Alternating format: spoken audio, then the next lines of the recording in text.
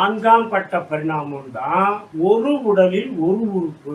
இன்னைக்கு உள்ள கண்டிஷன் ஆணோ பெண்ணோ. அப்ப எப்பவுமே 3 தன்மையான கட்டமைப்பு இருக்குன்னு சொல்றான்ல. அப்ப ஆண் பெண் 3ஆம் பாலினம் ஒன்று இருக்குல்ல, அதுதான் 2க்குமான ஆற்றல் உள்ள ஒரு பிறவி. பெண்ணு தான் 2ஐயும் கண்ட்ரோல் பண்ணும். அப்படிப்பட்ட உயர் பிறவி தாங்க நாம இப்ப சொல்றோம்ல 3ஆம் பாலினம்.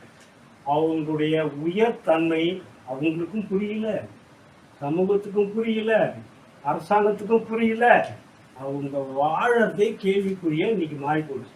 ஏன்னா அதனுடைய உயர்வான தன்மை யாருக்கும் புரியல.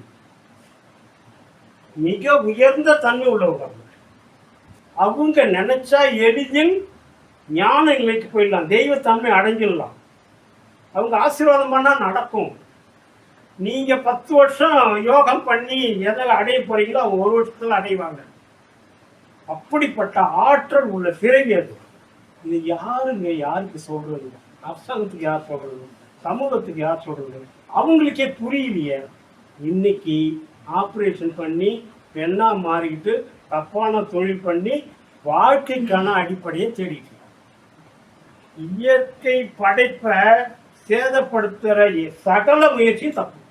உடலில் ஆண் தன்மையும் மனதில் பெண் தன்மையும் கொண்டவங்க தான் 3ஆம் பாலினம்.